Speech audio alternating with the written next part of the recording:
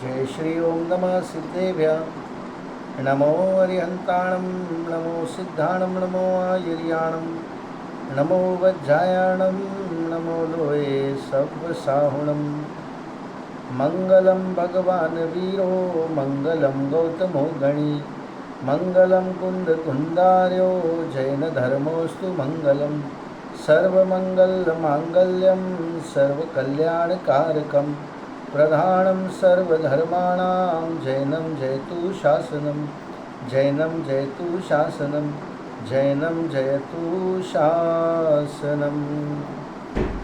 आचार्य वादीप सिंह सूरी द्वारा विरचित छत्र चूड़ामणि की वांछना हम लोग कर रहे हैं, जिसमें 7वें लम्ब में अपनी एक उपकथा चल रही है।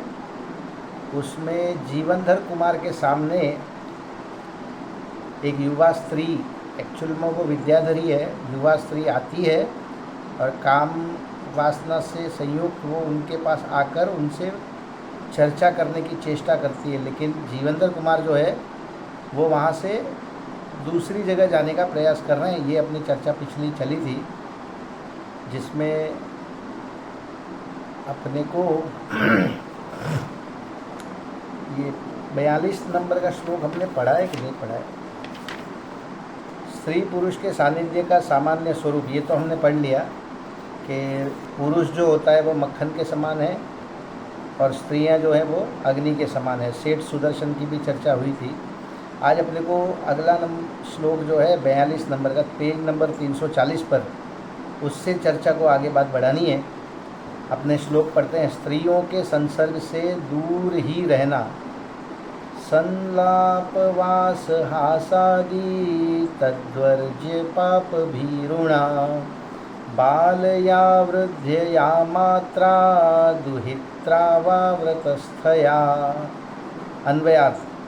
इसलिए पाप से डरने वाले पुरुषों को जवान कन्या से, वृद्ध स्त्री से, माता से अथवा पुत्री से और व्रत पालन करने वाली श्राविका से भी बोलना, साथ में रहना, हंसी आदि करना छोड़ देना चाहिए। देखिए क्या बात बता रहे हैं यहाँ पे। पाप से जो डरते हैं वैसे जीवों को जवान कन्या से, वृद्ध स्त्री से, माता से, बहन से, पुत्री से या फिर व्रत पालन करने वाली श्राविका से, इन सब से बोलना, साथ में रहना, हंसी आदि करना भी छोड़ देना चाहिए।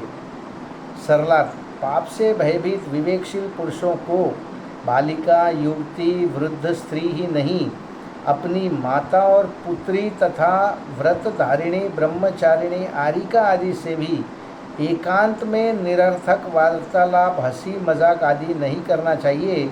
सदा सावधान रहना चाहिए। विचार करने पर अपने को ये ख्याल में आता है कि इनसे अपने को एकांत में क्या बात करनी है। ऐसी कौन सी बात है जो अपन इनसे एकांत में करेंगे और भरी सभा में हम नहीं कर सकते हैं। इसलिए जो पाप से भयभीत होता क्या है, पिछले श्लोक में जैसे बताया कि स्त्री जो है वो अग्नि का स्वरूप है और पुरुष जो है मक्खन के समान है। फिर उसके बाद में सेठ सुदर्शन का एग्जाम्पल दिया। तो वैसी परिस्थितियाँ उत्पन्न ना हो, इसलिए कोई भी बालिका हो, युवती हो, वृद्ध स्त्री हो, अपनी माता पिता पुत्री हो, माता पुत्री हो, बहन हो, इसके अलावा ब्रह्मचारिणी, आरिका आदि से भी एकांत में निरर्थक, बिना मतलब का फालतू का वार्तालाप, हंसी मजाक आदि नहीं करना चाहिए। सदा सावधान रहना चाहिए। अगला श्लोक देखते हैं 43 नंबर का। जीवनधर कुमार अन्यत्र जाने को उद्यत। इति वैराग्य तर्केण ततो यातुं प्रचक्रमे, भेतव्यं खलु भेतव्यं प्राज्ञर्जो जित तात्परम। अन्वयार्थ। इस प्रकार वैराग्य उत्पादक विचार से जीवनधर कुमार वहाँ से जाने के लिए तैयार हुए। पिछला जो श्लोक में इस प्रकार के वैराग्य की भावना से या ऐसे विचार से कि भाई इन लोगों से दूरी रहना चाहिए, ऐसा विचार करके जीवनधर कुमार वहाँ से जाने के लिए तैयार हुए। अत्र नीति। निश्चय से बुद्धिमान पुरुषों को अज्ञानी पुरुषों के अयोग्य कार्यों से अत्यंत भयभीत रहना चाहिए। सरलार्थ देखते हैं हम लोग। उपरोक्त प्रकार से वैराग्य में विचार करते हुए जीवनधर कुमार उस विद्याधरी युवती से दूर जाने को उद्यत हुए, क्योंकि अज्ञानियों के अयोग्य कार्य से ज्ञानी मनुष्यों को भयभीत ही रहना चाहिए। क्या अयोग्य कार्य था? वो स्त्री जो है वो, या विद्याधरी जो बताई है इस स्टोरी में, वो जीवनधर कुमार को देखकर उनके पास आने की चेष्टा कर रही थी। इसलिए अज्ञानियों के अयोग्य कार्यों से ज्ञानी मनुष्यों को भयभीत ही रहना चाहिए। अगला श्लोक देखते हैं 44 नंबर का। विद्याधरी युवती की प्रतिक्रिया। अब जाने लगे जीवनधर कुमार, तो वो भी कुछ प्रतिक्रिया तो देगी। विरक्तमेव रक्तास निश्चिकाय विपिश्चितम निसर्गादिं तज्ञानम नासु ही जायते। अन्वयार्थ। उस आसक्त स्त्री ने विद्वान जीवनधर कुमार के व्यवहार को देख ये मुझसे अत्यंत विरक्त हैं ऐसा निश्चय किया। उसको भी समझ में आया मेरे पास नहीं आना चाह रहे, मैं इतने इशारे कर रही हूँ, मैं उनको इतने हिंट दे रही हूँ, इंडिकेशन दे रही हूँ, फिर भी वो मेरे पास नहीं आना चाह रहे। इसलिए उसको ऐसा आसक्त स्त्री ने ऐसा निश्चय किया, उसने विद्याधरी ने, कि जो विद्वान जीवनधर कुमार है ये मुझे देखकर मुझसे अत्यंत विरक्त हैं। अत्र नीति। निश्चय से स्त्रियों में शरीर की चेष्टा से मन के भावों को जान लेने का ज्ञान स्वभाव से ही होता है। सरलार्थ। कामांध या कामासक्त विद्याधरी युवती ने विवेकी या तत्वज्ञ जीवनधर कुमार के हाव भाव देखकर ये मुझसे उदास और विरक्त है ये निर्णय कर लिया, क्योंकि शरीर की चेष्टा से मन के विचारों को जानने का विशिष्ट ज्ञान या इंगत ज्ञान स्त्रियों में स्वभाव से ही होता है। शरीर के हाव भाव से, फेस के एक्सप्रेशन से वो क्या करना चाह रहे हैं, क्या बोलना चाह रहे हैं, ये इस बात को भली भांति जानने का ज्ञान स्त्रियों में सहज ही होता है। विद्याधरी युवती का परिचय देने के लिए उद्यत होना। अब वो अपना इंट्रोडक्शन दे रही है अगले श्लोक में, श्लोक नंबर 45 पे। तस्य स्वांत वशीकर्तुं स्वोदन्तमीयमूचिषि प्रतारण विधौ स्त्रीणां बहुद्वारा हि दुर्मति। अन्वयार्थ। इस स्त्री ने उनके हृदय को वश में करने के लिए अपना वृत्तांत कहा। अत्र नीति। निश्चय से स्त्रियों की खोटी बुद्धि दूसरों को ठगने में अनेक प्रकार से चलती है। सरलार्थ। तत्वज्ञ और विरक्त जीवनधर कुमार को वश में करने के उद्देश्य से विद्याधरी युवती ने अपना वृत्तांत सुनाना प्रारंभ किया, क्योंकि स्त्रियां दूसरों को ठगने की अनेक कलाएं जानती हैं। अब इसमें क्या बात बताएं अपने स्टोरी में? ऐसा हुआ कि उसने अपनी कहानी सुनाने की चेष्टा की जीवनधर कुमार को। अब वो कहानी तो अगले श्लोक में या आगे के श्लोकों में बताएंगे, मगर यहाँ पे नीति का श्लोक ये बता दिया कि स्त्रियाँ जो हैं वो दूसरों को ठगने की अनेक कलाएं जानती हैं। अगला श्लोक देखते हैं हम लोग, युवती का परिचय। अब वहाँ पे इसका इंट्रोडक्शन, नाम वगैरह अपने को पता चलेगा। श्लोक नंबर 46। विधि दीना महाभाग मा विद्याधर कन्यकाम श्यालेनात्र बलानीताम त्यक्ता मात्र प्रिया भयात्। अन्वयार्थ। हे महाभाग्य, मुझे मेरे भाई के साले से ज़बरदस्ती से लाई गई और अपनी स्त्री के भय से यहाँ इस वन में छोड़ी हुई मुझ दीन गरीबिनी को विद्याधर की कन्या समझो। उसने अपना क्या इंट्रोडक्शन दिया कि मैं एक विद्याधरी कन्या हूँ जिसको मेरे भाई के साले से ज़बरदस्ती लाई। मेरे भाई के साले ने मुझे ज़बरदस्ती लाया, लेके गया मेरा भाई का साला मुझे, और वो फिर अपनी स्त्री के भय से, उसकी खुद की स्वयं की जो स्त्री होगी भाई के साले की, उसकी स्त्री के भय से उसने मुझे यहाँ पर वन में छोड़ दिया। सरला। युवती कहती है, हे भाग्यवान, मैं विद्याधर कन्या हूँ, मेरी इच्छा के विरुद्ध मेरे भाई के साले ने मेरा हरण कर लिया और अब अपनी पत्नी के भय से मुझे यहाँ जंगल में अकेला छोड़ दिया है। अगला श्लोक देखते हैं 47 नंबर का। युवती की शरण के लिए याचना। अनंग तिलका नामना पुंसा तिलक रक्ष माम अशरण्य शरण्यत्वं वरेण्ये वर्ततामिति। अन्वयार्थ। हे पुरुषों के भूषण, अनंग तिलका नाम की मुझ विद्याधर कन्या की रक्षा करो। जिनको कोई शरण नहीं है उनका शरणपना पुरुषों में श्रेष्ठ आप में है, ऐसा उसने कहा। क्या बोला उसने? अपना नाम का उल्लेख किया यहाँ पे। वसंत, अरे अनंग तिलका नाम है उसका, और उसने बोला कि मुझे मेरी रक्षा करो क्योंकि आप इतने महापुरुष हैं कि आप मेरी रक्षा कर सकते हैं।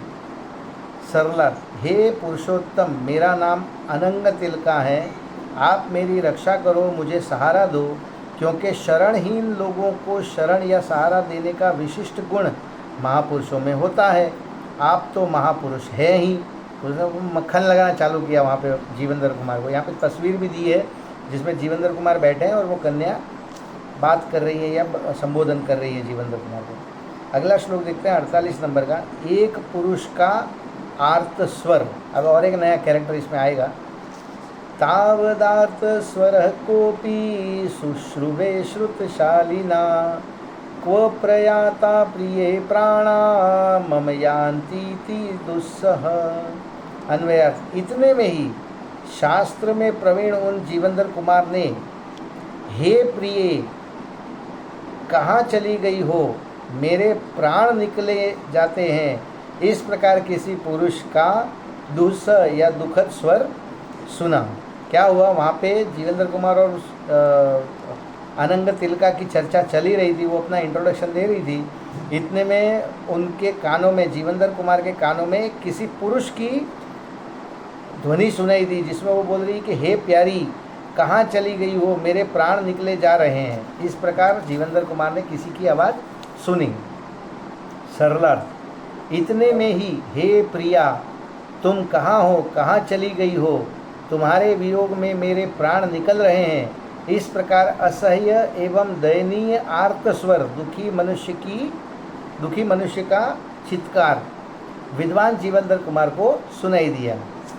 अगला श्लोक देखते हैं 49 नंबर का। विद्याधरी का तुरंत ही गमन। योषाप्येषा मिषेणास्मा निम्मेषादिवत् निर्ययो मायामयी ही नारीणां मनोवृत्तिर्निसर्गतः। अन्वयार्थ। यह स्त्री भी किसी बहाने से इन जीवेंद्र कुमार के पास से क्षण मात्र में ही चली गई। जैसे ही ये आवाज़ सुनी कि हे प्रिय तुम कहाँ हो, तुम्हारे वियोग में मेरे प्राण निकले जा रहे हैं, तो जीवेंद्र कुमार ने सुनी, तो उस अनंग तिलका ने भी सुनी होगी। तो वो सुनते ही वो स्त्री वहाँ से क्षण मात्र में चली गई। अत्र नीति।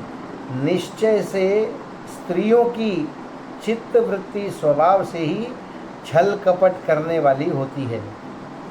सरलार्थ। अपने पति का आर्त स्वर सुनकर वह विद्याधरी स्त्री तुरंत ही कोई बहाना बनाकर जीवेंद्र कुमार का सामीप्य छोड़कर अन्यत्र चली गई, क्योंकि स्त्रियों की मनोवृत्ति स्वभाव से ही मायामयी होती है। देखिए यहाँ पे किसी स्त्री को अपमानित करने के लिए या उनको नीचा दिखाने के लिए नहीं है, ये उनकी सहज वृत्ति है।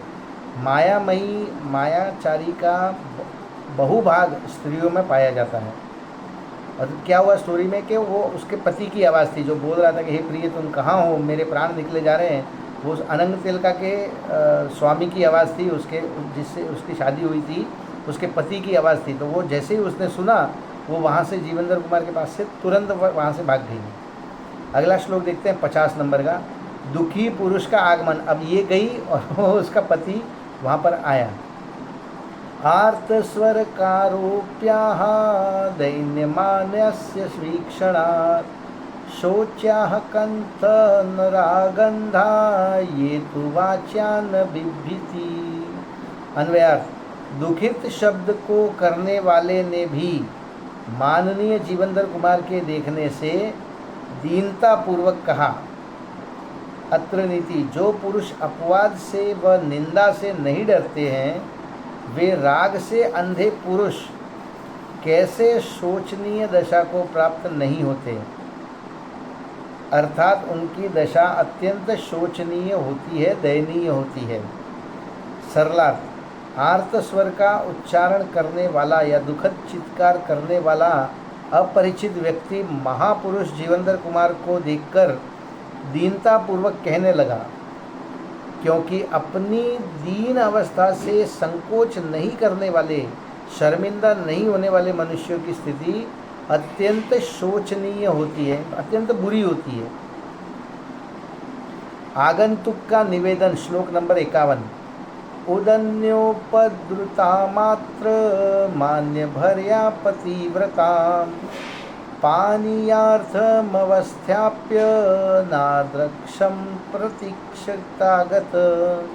अन्वयार्थ, हे माननीय, मैं प्यास से व्याकुल अपनी पतिव्रता स्त्री को यहाँ पर बिठलाकर पानी के लिए गया था। वहाँ से लौटने पर मैंने उसे वहाँ नहीं देखा, अर्थात उसे वहाँ नहीं पाया। क्या बताना चाह रहे हैं कि प्यास से व्याकुल था, इसलिए पानी की खोज में वो वहाँ पर अपनी पत्नी को बिठाकर, पतिव्रता पत्नी को बिठाकर वहाँ से पानी लेने के लिए गया हुआ था।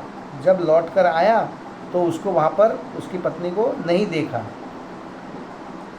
सरलार्थ, हे सम्माननीय महापुरुष, मैं अपनी पतिव्रता एवं प्यासी पत्नी को यहाँ छोड़कर उसके लिए पानी लेने गया था। मैं वापस आने पर देखता हूँ कि वह यहाँ नहीं है, न जाने कहाँ चली गई है। अब जीवेंद्र कुमार तो जानते हैं कहाँ चली गई।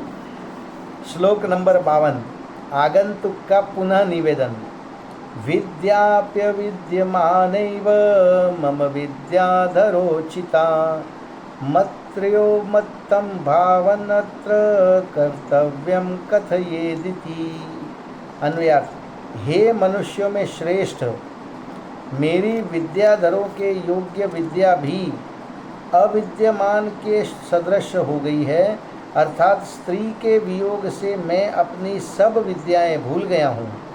आप इस विषय में करने योग्य उपाय को कहिए, ऐसा विद्याधर ने कहा। क्या कहा उस विद्याधर ने कि पत्नी के वियोग में मेरी जितनी विद्याएं थी वो सारी अदृश्य हो गई है, मतलब मेरे में कोई भी विद्या अभी प्रकट नहीं हो रही है, इसलिए आप ही मुझे कोई रास्ता बताओ कि मैं इस सिचुएशन में क्या करूं। सरला, हे पुरुषोत्तम, प्रिय पत्नी के वियोग के कारण मेरी विद्याधरों के योग्य सभी विद्याएं नष्ट सी हो गई हैं, अतः आप मुझे कुछ उचित मार्गदर्शन दीजिए। फिर विशेषार्थ बता रहे हैं यहाँ पर। शोक करना तीव्र कषाय से होता है, तीव्र कषाय से व्यक्त ज्ञान भी लुप्त सा हो जाता है। क्या बताएं, शोक जो है ये तीव्र कषाय की निशानी है। जब तीव्र कषाय होता है तब शोक होता है, और तीव्र कषाय होने से, जब आपको तीव्र कषाय होती है तो व्यक्त ज्ञान भी लुप्त सा हो जाता है। आपके अंदर ज्ञान तो है, लेकिन आपको कषाय इतनी तीव्र है, आपके ज्ञान के ऊपर हावी हो जाती है कि वो जो ज्ञान है वो लुप्त सा हो जाता है। इसी कारण उसे विद्याधर की विद्याएं भी लुप्त सी हो गई हैं। अतः ज्ञान का विकास चाहने वाले को किसी भी कषाय से व्यथित नहीं होना चाहिए। कषाय के प्रसंग आने पर भी तत्व ज्ञान के आधार से स्वस्थ अर्थात शांत रहने का ही प्रयास करना उपयुक्त है। क्या बताया जी कि जिसको ज्ञान का विकास करना है, ठीक है ना, क्यों ज्ञान का विकास इस यहाँ पे इस संदर्भ में कहा है, वो ज्ञान नहीं, आत्मिक ज्ञान नहीं, मगर आपको ज्ञान में वृद्धि करनी है तो आपको किसी भी कषाय से दूर रहना चाहिए। ठीक है ना, ये बात यहाँ पे बताना चाह रहे हैं। कषाय के प्रसंग आने पर भी तत्व ज्ञान के आधार से स्वस्थ, तत्व ज्ञान का निर्णय करो, तत्व ज्ञान का चिंतन विचार मनन करो और स्वस्थ अर्थात शांत रहने का ही प्रयास करना चाहिए। टोडरमल जी ने पंडित टोडरमल जी ने मोक्ष मार्ग प्रकाशक में भी ये कहा है कि जिसको दुख नहीं चाहिए वो कषाय ना करे, ऐसा ही कुछ है, अभी मुझे एग्जैक्ट याद नहीं आ रहा है, फिर से देख के बताऊंगा मैं आपको। लेकिन जो दुख से डरते हैं उनको कषायों से दूर रहना चाहिए। इसी प्रकार से कुछ इसी से मिलती जुलती बात उन्होंने मोक्ष मार्ग प्रकाशक में कही है। अगला श्लोक देखते हैं 53 नंबर का। जीवेंद्र कुमार की मन स्थिति। पुरंध्रीवष्टि संधानाम दभय शीद भयंकर वचनीयादिभिरुत्वं महतां महनीयता। अन्वयार्थ, भय नहीं करने वाले जीवनधर कुमार स्त्रियों में विद्यमान ठग विद्या से डर गए। यहाँ पे ये उपमा अलंकार से बता रहे हैं, वास्तव में डरे नहीं, लेकिन स्त्रियों के अंदर जो ठग विद्या है उसको देखकर या उसको पहचान कर भय से नहीं डरने वाले जीवनधर कुमार भी डर गए। अत्र नीति निश्चय से निंद्य, बुरी बातों से भयपना बड़े पुरुषों का बड़प्पन है। वास्तव में बुरी बातों से तो महापुरुषों को डरना ही चाहिए, डरना चाहिए। ये फिर से बता रहा हूँ, ये उपमा अलंकार में कहा गया है, वास्तविक डरना नहीं चाहिए, डरते हैं भी नहीं, लेकिन उनसे भय रखकर उनसे दूरी बनाने की चेष्टा करनी चाहिए, ऐसे यहाँ पे बता रहा हूँ। सरलार्थ, निर्भय जीवनधर कुमार अपरिचित तथा स्त्री में अति आसक्त उस विद्याधर का कथन सुनकर स्त्रियों में स्वाभाविक रहने वाली ठग विद्या से अत्यधिक भयभीत हो गए, क्योंकि निंदाजनक कार्यों में भीरुता दिखाना ही महापुरुषों की महानता है। विशेषार्थ, इस विद्याधर के कथन से उस स्त्री द्वारा स्वयं ही दिया हुआ सब परिचय असत्य हो गया। ऐसा निर्णय जीवनधर कुमार ने सहज ही कर लिया और स्त्रियों का विश्वास करना आपत्तिजनक है, यह भी निश्चित हुआ। और उसने, उस विद्याधरी ने क्या बताया था अनंग तिलका ने, कि मुझे मेरे भाई के साले ने ज़बरदस्ती उठाकर ले गया और वो अपनी पत्नी से डर के मुझे इस जंगल में यहाँ पे छोड़ के चला गया। अब ये इस पुरुष के आने से, उसके पति के आने से, वो उस स्त्री ने जो बात बताई वो सब मिथ्या साबित हुई, इसीलिए स्त्रियों का विश्वास करना आपत्तिजनक है। श्लोक नंबर 54 देखते हैं हम लोग। जीवनधर कुमार का संबोधन। नभश्चरं पुनश्चैनः सविपश्चदबोधयत् अपश्चम फलं वृत्तं निश्चितं ही हितार्थिनः। अन्वयार्थ, फिर उन पंडित जीवनधर कुमार ने इस विद्याधर को समझाया। अत्र नीति, निश्चय से दूसरों का हित करने वाले पुरुष निश्चित रूप से सर्वोत्तम फल देने वाली बात कहने की इच्छा करते हैं। अब उन्होंने जीवनधर कुमार ने उस विद्याधर को कुछ समझाया, कुछ संबोधन किया, जो कि अगले श्लोक में आएगा। फिर नीति का श्लोक ये बता दिया कि दूसरों के हित करने वाले पुरुष निश्चित रूप से सर्वोत्तम फल देने वाली बात कहने की इच्छा करते हैं। सरलार्थ, तदनंतर विद्वान जीवनधर कुमार ने उस दुखी विद्याधर को समझाया, क्योंकि परहित की वांछा रखने वाले सज्जन पुरुष निश्चित रूप से सर्वोत्तम फलदायक तत्वज्ञान को ही समझाना चाहते हैं। ठीक है ना। विशेषार्थ, जो जिसके पास होता है वह उसी वस्तु को देता है। इस प्रसिद्ध वचन के अनुसार जीवनधर कुमार के पास सार्वभौम और सार्वकालिक सुखदायक तत्वज्ञान ही है, उसे ही देने की उनकी भावना हो गई। मिथ्या दृष्टि जीवों को उपदेश देकर उनका मिथ्यात्व नष्ट करना ही सर्वोत्कृष्ट उपकार है। मोक्ष मार्ग प्रकाशक अध्याय 8 प्रथम पंक्ति क्या बता रहे हैं? जिसके पास जो है वो उसी वस्तु को देता है। आपके पास यदि धन है तो आप धन देंगे, आपके पास यदि ज्ञान है तो आप ज्ञान बांटेंगे, आपके पास यदि श्रम है, आप मेहनत कर सकते हैं शारीरिक बल से, तो आप वो देंगे। इसी प्रसिद्ध वचन के अनुसार जीवनधर कुमार के पास क्या था? वो तो अपने घर से निकले हुए थे और पहने हुए आभूषण थे, वो भी उन्होंने कृषक को दे दिए थे। इसीलिए उनके पास क्या था कि सार्वभौमिक और सार्वकालिक सुखदायक तत्वज्ञान। क्या था? सार्वभौमिक यानी 3 लोक में, और सार्वकालिक यानी त्रिकाल और 3 लोक में व्याप्त सुखदायक तत्वज्ञान ही है उनके पास। किसके पास? जीवनधर कुमार के पास। तो उसे ही देने की उनकी भावना हो गई। फिर यहाँ पे मोक्ष मार्ग प्रकाशक को कोट करके उसके अध्याय 8 की प्रथम पंक्ति को कोट करके बताया कि मिथ्या दृष्टि जीवों को उपदेश देकर उनका मिथ्यात्व नष्ट करना ही सर्वोत्कृष्ट उपकार है। देखिए, आपने पहले भी अपनी मेरी ये चर्चा हुई थी कि आप किसी को भोजन देंगे तो वो 4 घंटे, 5 घंटे, 12 घंटे के लिए मतलब उसके काम में आएगा। किसी को यदि आप औषधि देंगे तो वो औषधि उसकी उस बीमारी को हल करेगी और कुछ समय के लिए करेगी। ऐसा तो है नहीं कि वो बीमारी उसको वापस हो नहीं सकती या कोई दूसरी बीमारी नहीं हो सकती। अभय दान देने से आपने उसको एक समय के लिए बचा लिया। उस समय किसी का एक्सीडेंट हो रहा था या कुत्ता कोई गाड़ी के नीचे आ रहा था, आपने उसको उस समय बचा लिया, तो ये अभय दान हुआ। तो वो ऐसा तो है नहीं कि वापस मरेगा नहीं किसी ट्रक के नीचे आके या किसी भी परिस्थिति में। अभय दान देना वो एक बार की बात है।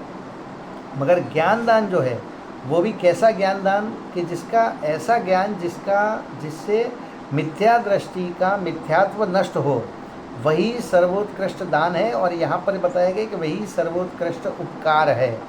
तो ऐसा सर्वोत्कृष्ट ज्ञान हम सब में भी प्रकट हो, इसी मंगल भावना से आज की बात को समाप्त करते हैं। अभी जिनवाणी स्तुति। हे जिनवाणी भारती तो हे जपूं दिन रैन, जो तेरी शरणाग्रहे सो पावे सुख चैन।